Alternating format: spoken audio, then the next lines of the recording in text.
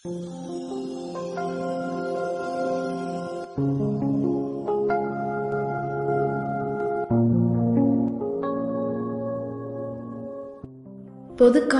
30ஆம் வாரம் வெள்ளிக்கிழமை. முதல் வாசகம்.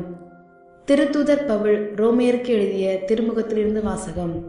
அதிகாரம் 9, இறைவசனங்கள் 1 முதல் 5 முடிய. சகோதரர் சகோதரிகளே, கிறிஸ்துவை சார்ந்த நான் சொல்வது உண்மை, பொய்யல்ல. தூய ஆவியால் தூண்டப்படும் என் மனச்சான்றே நான் சொல்வதற்கு சாட்சி. உள்ளத்தில் எனக்கு பெரும் துயரமும் இடைவிடாத வேதனையும் உண்டு. என் சொந்த இனத்தை சேர்ந்த என் சகோதரர் சகோதரிகளுக்கு மீட்பு கிடைப்பதற்காக நான் கிறிஸ்துவை பிரிந்து சாபத்துக்கு உள்ளாக கூட விரும்பியிருப்பேன். அவர்கள் தாம் இஸ்ரேல் மக்கள். அவர்களையே கடவுள் தம் மக்களாக ஏற்றுக்கொண்டார். அவர்கள் நடுவில்தான் கடவுள் தம் ஆட்சியை விளங்கச் செய்தார். உடன்படிக்கைகளும் திருச்சட்டமும் திருவழிபாடும் வாக்குறுதிகளும் அவர்களிடமே ஒப்படைக்கப்பட்டன. குலமுதியவர்களின் வழிவந்தவர்கள் அவர்கள். மனிதர் என்னும் முறையில் கிறிஸ்துவும் அவர்களிடமிருந்தே தோன்றினார். இவரே எல்லாவற்றுக்கும் மேலான கடவுள், என்றென்றும் போற்றுதற்குரியவர். ஆமேன். இது ஆண்டவர் வழங்கும் அருள்வாக்கு. இறைவா, உமக்கு நன்றி. நற்செய்தி வாசகம். லூக்கா எழுதிய நற்செய்தியிலிருந்து வாசகம். அதிகாரம் 14. திருவசனங்கள் 1 முதல் 6 வரை. அக்காலத்தில் ஓய்வு நாள் ஒன்றில் இயேசு பரிசேயர் தலைவர் ஒருவருடைய வீட்டிற்கு உணவருந்தச் சென்றிருந்தார். அங்கிருந்தோர் அவரை கூர்ந்து கவனித்தனர். அங்கே நீர்க்கோவை நோயுள்ள ஒருவர் அவர் முன் இருந்தார்.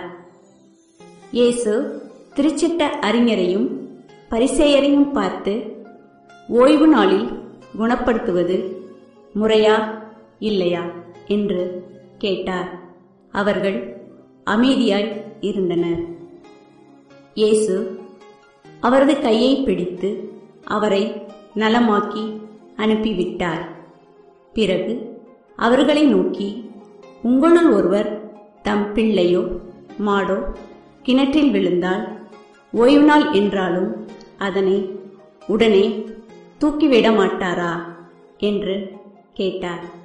அதற்கு பதில் சொல்ல அவர்களால் இயலவில்லை. இது கிறிஸ்து வழங்கும் நற்செய்தி. கிறிஸ்துவே, உமக்கு புகழ்.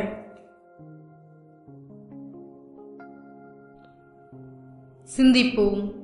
எதற்கெடுத்தாலும் சட்டத்தை மேற்கோள் காட்டுகின்ற மனிதர்கள் சட்டம் எதற்காக உருவாக்கப்பட்டது என்பதை சில வேளைகளில் மறந்து விடுகிறார்கள் அல்லது வேண்டுமென்றே மறைத்து விடுகிறார்கள்.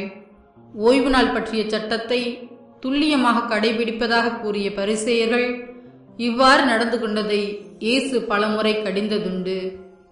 ஆடு மாடுகளுக்கு ஆபத்து நேர்ந்தால் அவற்றை காக்க வேண்டும் என்னும் சட்டம் பழைய ஏற்பாட்டில் உண்டு.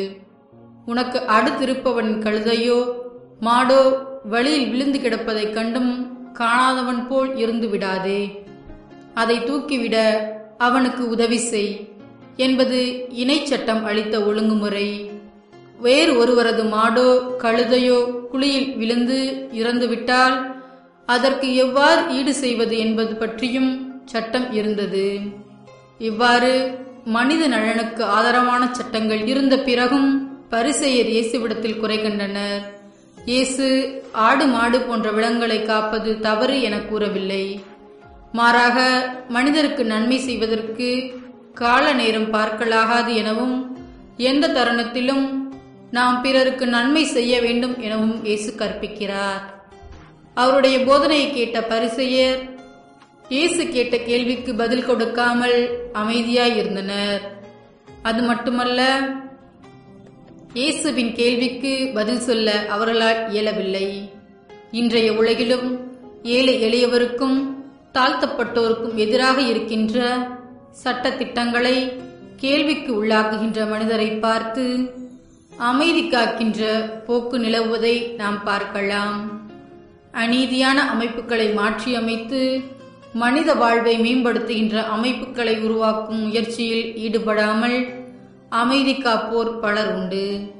ஆடு மாடுகளுக்கு ஆதரவாக செயல்படுவோர் மனிதருக்கு ஆதரவாக ஏன் செயல்படுவதில்லை என நம்மை நோக்கி கேட்கின்ற இயேசுவுக்கு நம்மால் பதில் சொல்ல இயலாது என்பதே உண்மை. மன்றாட்டு. இறைவா, அன்பு என்னும் சட்டத்தை கடைபிடிப்பதில் நாங்கள் உறுதியாய் இருக்க அருள் தாரும்.